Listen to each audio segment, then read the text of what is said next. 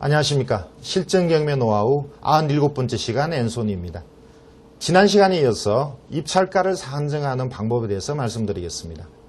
강의를 들으면서 자신에게 맞는 방법을 찾으셔야 하는데 각자 성향과 가치관에 따라서 여러 가지 방법으로 나뉩니다. 중요한 것은 원칙을 지키는 것입니다. 이번 시간에는 토지의 입찰가에 대해서 말씀드리겠는데요. 토지의 경우는 아파트와 달리 개별성이 강해서 시세를 정확하게 파악하는 것이 중요합니다. 그럼 어떠한 것을 체크해야 하는지 강의를 통해서 자세히 말씀드리겠습니다.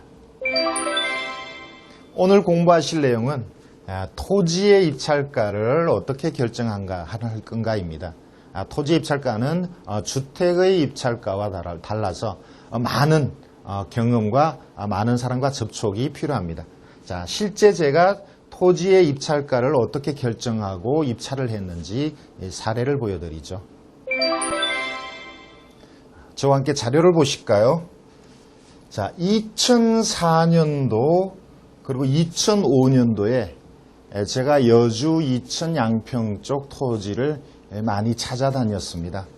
자, 그리고 그때 보기에 괜찮은 물건이 하나 있어서 조사를 했었습니다. 자, 일단 물건을 먼저 볼까요? 여주군 북내면에 농지가 경매로 나왔었는데요. 자, 1300여 평방미터가 되고요. 자, 이것이 신건에 1300만원, 비교적 저렴하게 나왔습니다. 평당 한 3만원 정도가 됐죠. 감정을 평방미터당 만원이니까 평당으로는 한 33,000원 정도 됩니다. 자, 이것을 제가 최종적으로는 2,400에 낙찰받았던 사건입니다. 아래쪽에 내용을 좀 보겠습니다. 보통의 논처럼 보이는데요.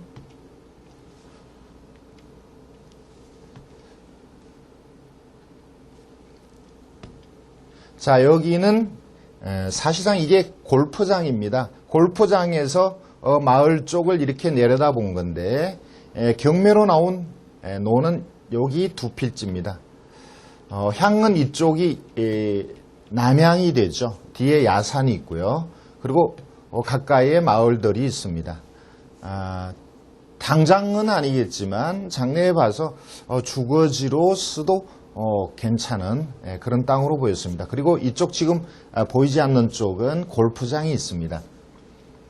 주변을 좀 더 지도를 볼까요? 자, 여기가 경매 나온 토지가 되고요. 여기는 이제 마을이 되겠죠. 자, 이쪽이 전부 골프장입니다. 자, 여기도 이렇게 골프장으로 이렇게 나와 있습니다. 그리고 그 당시에 이 일대 농지가 대략 5만원에서 10만원 정도 하는 걸로 알고 있었습니다. 자, 일단 현장을 답사를 해서 동네 주민을 만나봤는데 동네 주민이 하시는 말씀이 바로 뒤에 있는 이 산이 10만원 정도의 서로 얘기가 됐는데 실제 승산은 되지 않고 토지 소유자는 10만원 이상을 받으려고 한다라는 말을 들었습니다. 임야가 뒤쪽에 10만원이면 앞에 있는 농지는 그거보다 좀 더 가치를 할 것 같다라는 생각을 했고요. 주변의 일반적인 농지는 거의 준농림 관리지역은 한 10만원 내외 이렇게 보는 게 맞는 것 같았었습니다. 자, 농지의 가격을 나름대로 판단하는 것은 쉽지가 않습니다.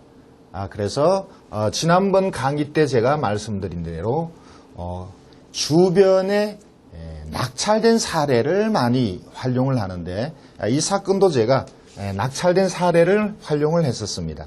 자, 보시다시피 그 시점 2004년 7월부터 2005년 봄까지 이 운촌리 일대에 여주군 북내면 운촌리 일대의 농지가 낙찰된 사례를 찾아봤었습니다. 근데 그때 마침 이 주변에 농지가 경매가 나온 것이 많이 있었습니다. 자, 이렇게 보시면 운촌인데 거의 대부분이 2004년 8월부터 2005년 3월까지입니다. 자, 제가 낙찰 받으려고 했던 토지는 2005년 2월에 경매를 했었고요. 자, 그래서 이 경매를 하기 전에 낙찰된 사례가 주변에 많이 있었다는 거죠. 자, 이러한 낙찰 사례가 아무래도 제 입장에서는 기준이 되었던 겁니다. 제가 낙찰받은 땅보다는 대체적으로 모양이나 형상이나 이런 것이 좀 못했습니다만, 자, 대체적으로 한 10,000원에서 40,000원 정도에 이미 낙찰된 그런 사례들이 있어서, 자, 그러한 토지들과 비교해서 내가 낙찰받으려고 하는 토지는 가치가 조금 더 낮다. 그리고 저번에 40,000원 정도에 낙찰됐다면 또 경쟁자들이 만약에 온다 그러면 적어도 이 금액 이상에는 입찰을 들어오겠다. 이런 생각을 했었죠. 자, 그러면 그 당시에 제가 좀 더 구체적으로 이 토지의 가격을 과연 어떻게 판단하고 조사했는지 그 당시 자료를 좀 보여드리죠.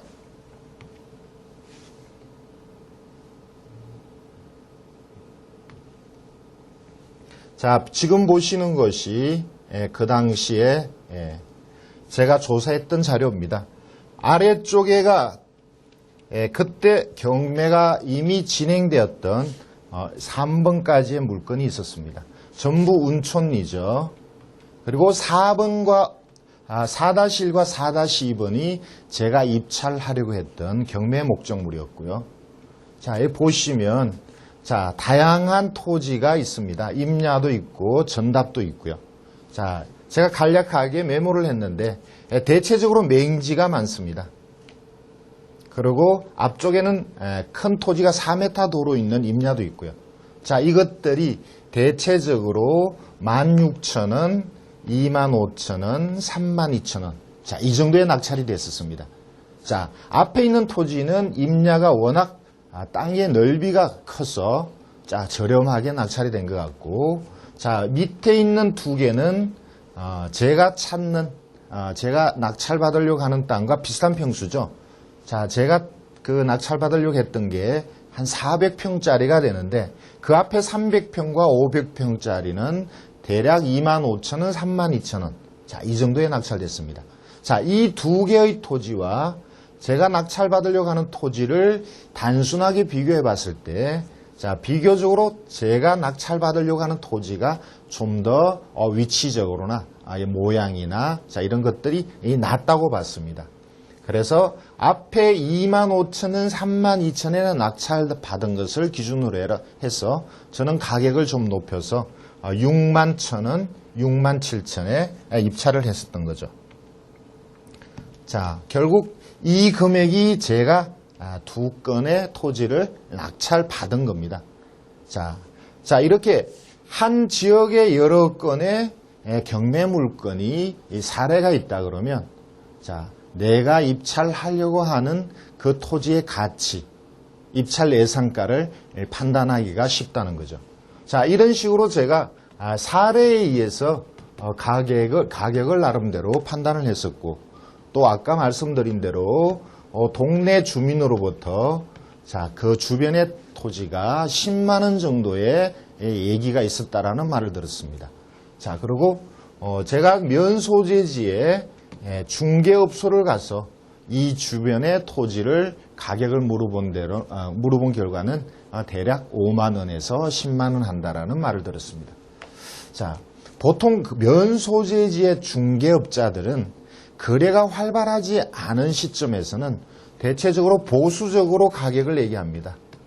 자, 실제 거래된 위주로 하겠지만, 자, 이것이 좀 상승세다 아니면 그 토지가 좀 여러 가지 측면에서 비교적으로 우위에 있다 이런 걸 고려하지 않고 이 사람들이 중개업자들이 얘기하는 것은 거래가 많지 않을 때는 1년 전에 6개월 전에 어느 정도에 거래됐으니까 그 정도로 보면 되지 않겠냐. 자, 이런 안정적인 수준에서 얘기를 하죠. 자, 그래서 저는 이러한 모든 내용들을 모두 종합해서 제 나름대로 한 6만 원, 7만 원 선에서 입찰을 하면 어느 정도 수익이 나오겠다고 판단한 거죠. 자, 그리고 결국 낙찰을 받았습니다. 자, 이러한 내용을 제가 입찰 전에 나름대로 판단한 건데요. 그때 지도도 역시 이용을 했었습니다. 방금 밑에서 봤던 1번 토지나 2번 토지, 그리고 제가 입찰하려고 하는 4번 토지, 5번 토지.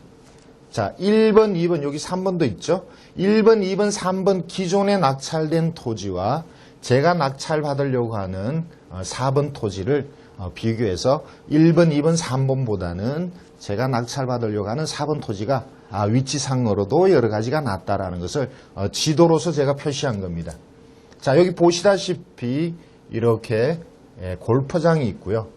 자, 경매가 나온 토지는 바로 골프장이 보이는, 골프장하고 거의 접한, 그리고 마을과도 가깝고, 자, 도로도 이용할 수 있는 그런 토지였습니다. 자, 사진을 좀 보여드리죠. 아까도 잠깐 말씀을 드렸습니다만 여기가 골프장이고 경매가 나온 토지는 바로 이쪽이었습니다.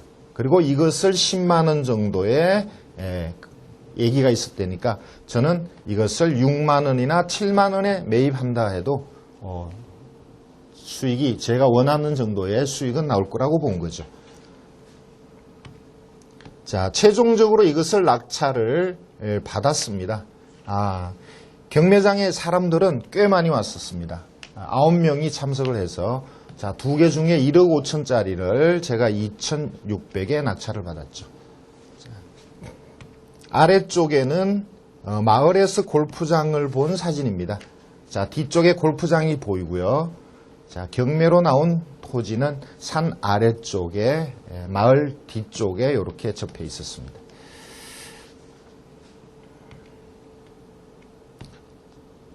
자, 이 아래쪽에 있는 사진은 그때 비교한 다른 사진들인데요. 자, 결과적으로 낙찰을 받았는데 그 당시에 2005년 초에 거래가 활발하지 않아서 제가 좀 갖고 있다가 최종적으로 처분한 것은 대략 10만 원 선이었습니다. 큰 수익을 보지는 못했죠. 6만 7천 원에 낙찰을 받고 대략 7만 원 정도의 비용이 먹혔는데 평당 10만 원 정도의 처분을 했으니까 특별한 수익은 아닌 그냥 보통의 수익.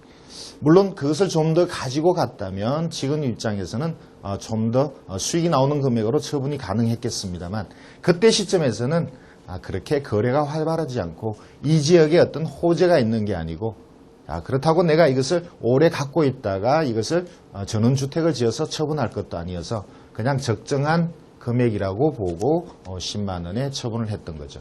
자, 그 이후에 제가 낙찰받은 이후에 역시 그 주변에 경매 물건이 또 2건이 나왔습니다. 제가 6만 원, 6만 7천 원에 낙찰받으니까 제 토지보다 좀 못한 땅들이 결국은 7만 원 정도에 이렇게 제가 낙찰받은 금액보다는 조금 높게 이렇게 낙찰이 됐습니다. 자, 그런데 지금 제가 이렇게 올려놓은 자료를 가만히 보시면 자, 이 시점에 따라서 2004년 8월부터 제가 낙찰받은 2005년 2월 그리고 그 다음 달 2005년 3월 4월 자, 이렇게 시간이 지남에 따라서 우연치 않게 금액이 다 높게 낙찰이 됐습니다.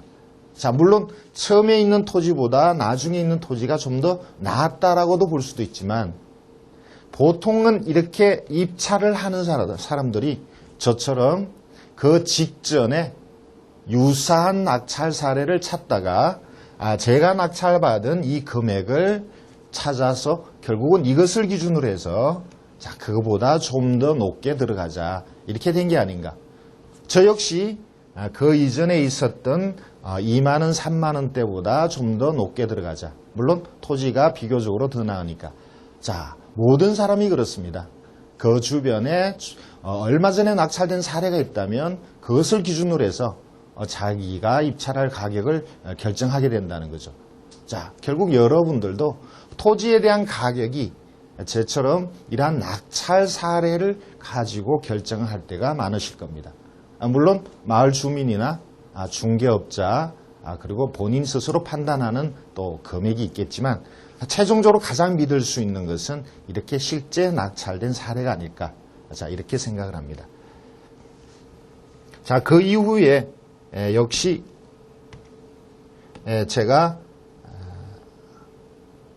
이 토지에 대해서 처분할 때 이런 생각을 했습니다. 이것이 제가 낙찰받은 토지죠. 그리고 두 번째 토지가 바로 여기고요. 이 주변은 이제 골프장이었습니다. 제가 이 토지를 나름대로 선호하게 된 것은 사실상 이 토지가 도로가 없지만 이 국어, 이렇게 길게 가는 이 국어를 도로처럼 활용하겠다는 뜻이었습니다. 종전에 국어를 도로로 활용하는 방법에 대해서 국어 점령을 허가를 받아서 이것이 가능하다는 말씀을 한번 드린 적이 있는데 역시 이것을 도로로 이용하겠다. 물론 옆에 사실상의 농로가 또 있었습니다. 이 농로와 국어를 활용하면 자, 이것이 여기 충분히 차량이 출입하겠다라는 이런 판단을 했던 거죠. 자, 여러분들도 역시 현장 답사를 하시게 되면 가격뿐만 아니고 토지에 있어서 도로가 무척 중요하니까 과연 도로를 어떻게 확보할 건가 이 부분에 대해서 많은 신경을 쓰셔야 할 겁니다. 자료를 같이 보실까요? 충남 천안시의 임야가 경매로 나왔습니다. 자, 보시다시피 임야 1,500여 평방미터가 경매 대상이고요. 토지가 지분 경매입니다. 자, 이것이 2007년 7월에 2억 2,800에 감정이 되고, 자, 2007년 10월에 최종적으로 1억 2,200에 낙찰됐는데, 이 낙찰 전에 자, 이 건에 대해서 많은 조사를 했었습니다. 현장에 제가 한 3번 정도를 갔었었죠. 자, 내용을 좀 같이 보실까요? 자, 도로변의 과수원입니다. 자, 이 과수원은 배가 심겨져 있습니다. 배 과수원이고요. 자, 그 과수원 옆에 토지 소유자하고 연고가 있는 분묘가 한 10여 기가 있었습니다. 도로도 보이죠. 자, 그림을 보시면 자, 여기가 저수지입니다. 저수지 옆에 이렇게 2차선 도로가 지나가고 경매 대상인 토지는 자, 이렇게 됩니다. 배나무고요. 이쪽에 분묘가 몰려 있습니다. 자, 그런데 지분 경매이니까 저는 어떻게 분할을 받을 방법을 찾으면 이 토지가 도로변에 있으니까 장래 가치가 있겠다라는 판단을 했었습니다.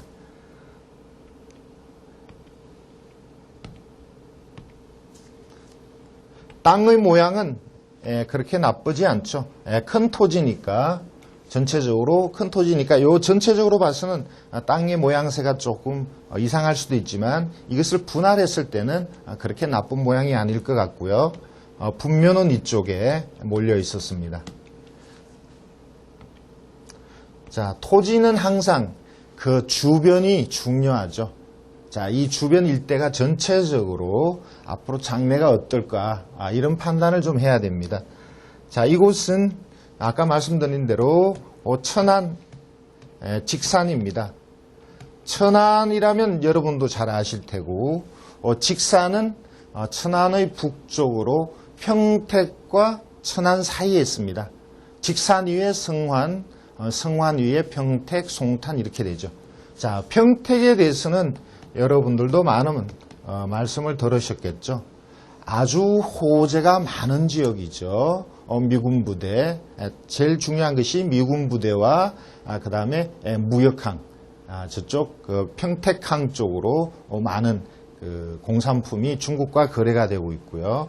자, 그리고 여기는 고속도로와 가깝죠. 그리고 서해안 고속도로와 경부 고속도로 사이에 있는 것이 평택이고, 자, 그 아래 있는 천안은 역시 고속철도가 통행한 이후부터 많은 가격이 올랐는데 지금은 좀 주춤합니다만 거기에 삼성의 전자 관련 업체가 현재 번성하고 있고요.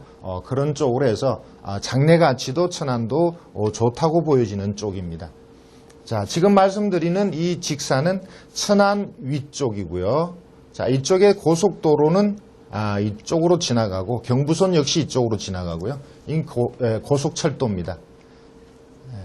오른쪽에 이제 평택항이 왼쪽이죠. 평택항이 멀리 있고요. 자, 이 일대는 거의 야산, 과수원 그리고 일부 공장들이 들어와 있는 아직은 그렇게 개발이 활발하지는 않지만 주변은 이미 공단들이 조금씩 들어온 제가 볼 때는 장래 가치가 충분히 있는 그런 곳입니다. 자, 바로 옆에 큰 저수지가 있죠.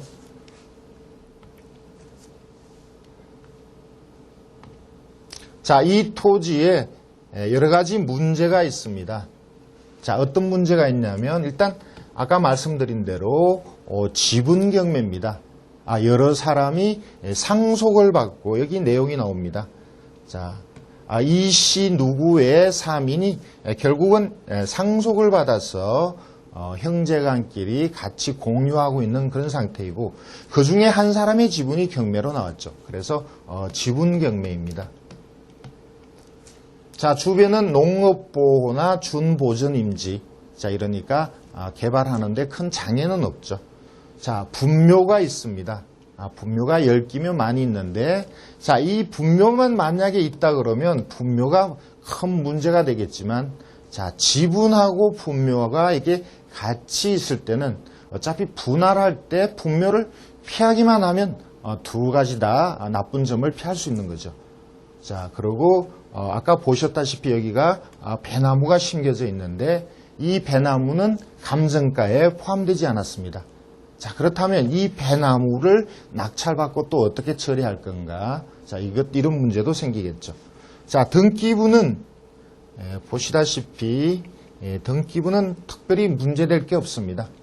자, 지분 경매라는 것 외에는 등기부는 낙찰받고 모든 게 깨끗하게 되는데, 자, 이것이 지분 경매이다 보니까 소유자 4사람 중에 한 사람이 공유자 우선 매수를 청구했습니다.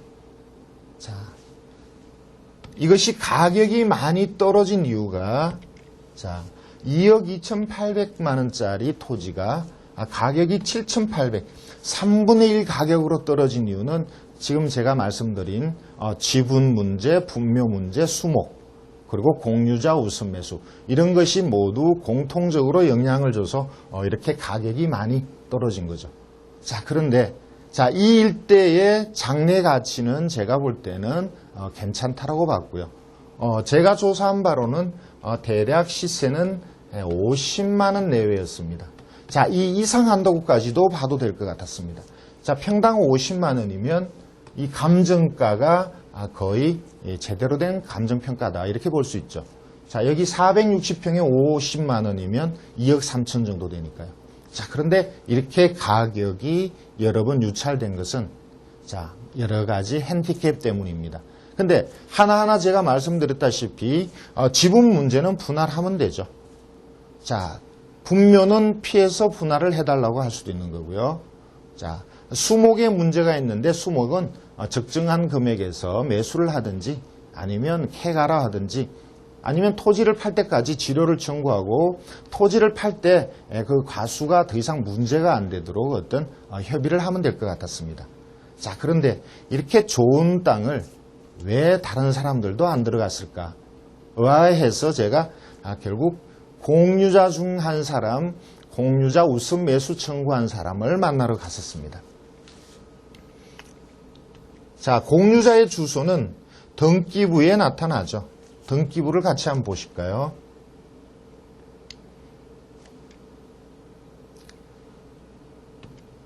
자, 지분 경매에 있어서는 등기부를 보시는 것도 중요합니다. 자, 보시다시피 자, 현재의 소유자 이전에 두 사람의 소유로 공유로 되어 있습니다. 자, 제가 알아본 바로는 형제간입니다. 자, 그리고 이것이 다시 상속이 되어서 네 사람의 소유가 되었습니다.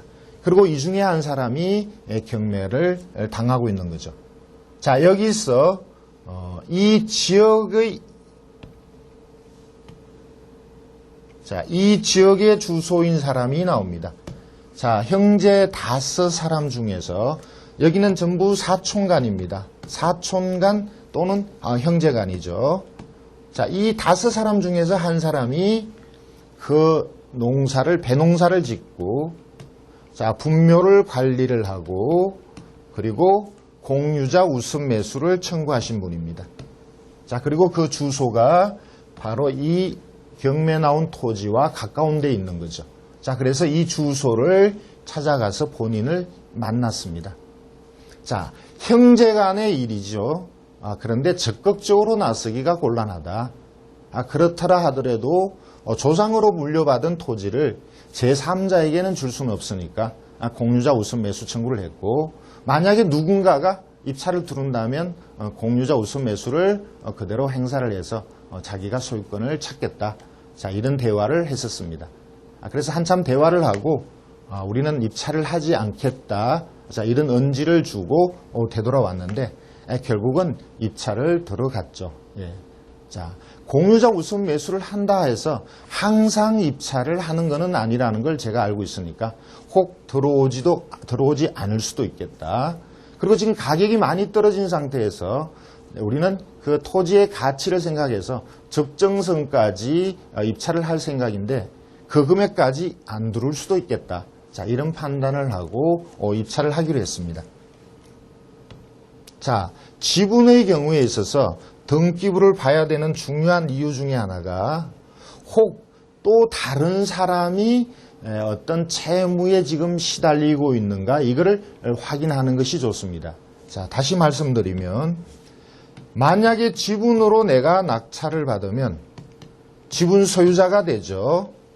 자, 그런데 경매로 낙찰되지 않은 다른 지분이 만약에 또 경매로 나온다면 그때는 내가 공유자의 우선 매수를 신청할 수가 있는 거죠. 공유자의 권리를 활용할 수가 있는 거죠. 그래서 지분을 낙찰받고 자, 어느 정도 시간을 갖고 기다리면 그 중에 나머지 다른 지분 중에 일부도 경매로 나올 수가 있다. 그리고 그것을 내가 공유자 우선 매수로 받을 수 있다. 낙찰받을 수 있다. 자, 이런 것도 생각을 하셔야 되는데, 자, 이 사건에 있어서는 다른 복잡한 채권 채무 관계는 더 이상 없었습니다. 자, 그러면 다시 자료를 볼까요? 자, 그 당시에 이 사건을 입찰하기 위해서 자, 제 나름대로 판단한 내용이 있습니다. 같이 보실까요?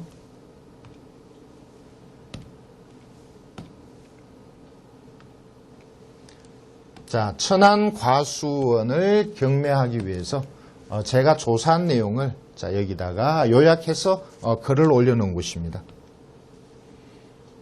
자, 가장 여기서 중요한 것은 공유자 우선 매수 때문에 가격이 많이 떨어졌다. 자, 이렇게 판단을 했습니다. 자, 여러 가지 문제점을 제가 말씀드린 그대로 지분이기 때문에 나중에 분할하는 문제가 있다. 자, 분묘를 어떻게 처리하느냐. 자, 그런데 이 지분과 분묘를 같이 처리하는 방법을 말씀드렸죠. 분묘를 피해서 땅을 분할해달라 이렇게 요구하는 거죠. 자, 과수목이 경매에 포함되지 않았는데 이것을 어떻게 처리할 거냐. 자, 공유자 우선 매수 신청한 것을 어떻게 피해갈 거냐.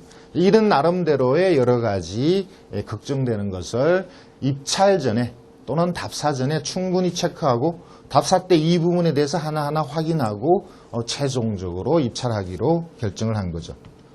자, 입찰을 하기 위해서는 당연히 가격 문제인데, 자, 그쪽에서 알아본 가격은 대략 50만 원인데 좀 객관적으로 보면 50만 원이긴 하지만 제가 볼 때는 저수비치 변에 있고 도로와 맞닿아 있고 자, 이러한 것들이 오히려 저는 가격을 60, 70 정도로 봐도 되지 않을까 이렇게 봤고요. 장래적으로는 더 좋아질 가능성도 있다고 봤습니다. 자, 이 일대 공장용지는 100만 원 정도 한다고 중개업소에서 얘기를 했습니다. 자, 그래서 이러한 전반적인 모든 상황을 판단해서 가격을 그러면 얼마를 줄 건가? 자, 그 당시 가격이 종전 가격이 30%씩 천하는 가격이 떨어지니까 그 이전 가격이 1억 1천이었습니다. 그리고 현재 최저가는 대략 7,800이었죠. 자, 그래서 30%씩 떨어지는데, 자, 우리 입장에서는 종전에 30% 가격이 떨어지는 경우에는 종전 가격까지 근접해서 입찰되는 경우가 좀 드물다. 그런데 땅이 여러 가지 좋은 점이 있으니까 우리는 1억 1천을 넘기자, 이런 생각을 했었었죠. 자, 그리고 충분히 이것이 그 이상의 가치가 있다. 예를 들어서 보수적으로 평당 50만 원으로 본다 하더라도 이것은 2억 이상의 가치가 있는 땅이니까, 자, 1억 1천 정도에 들어가자 이렇게 결정을 했었는데, 최종적으로는 1억 2,200에 낙찰이 되었습니다. 자, 그리고 1억 2,200에 공유자가 들어간 게 아니고 제3자가 1억 2,200에 입찰하니까 최종적으로는 공유자가 우선 매수를 행사하여서 공유자가 1억 2,200에 낙찰을 받았죠. 자, 그래서 저희들은 입찰에 실패를 했습니다만, 제가 말씀드리고 싶은 것은 이렇게 복잡한 권리의 내용도, 자, 이렇게 하나하나 문제를 체크해서 과연 어떻게 해결할 건가 나름대로 판단을 하고, 또 그러한 이유 때문에 이런 것은 오히려 저렴하게 살 수 있는 기회가 된다는 거였죠. 자, 최종적으로는 입찰에 실패했지만 이렇게 자꾸 경험을 쌓아가다 보면 토지의 가격을 결정하거나 복잡한 내용의 물건을 입찰하는 것도 결코 어려운 게 아니라는 것을 말씀드리고 싶은 겁니다. 자, 그러면 사례를 마치죠. 토지에 입찰하기 위해서는 그 가격 판단이 매우 중요하죠.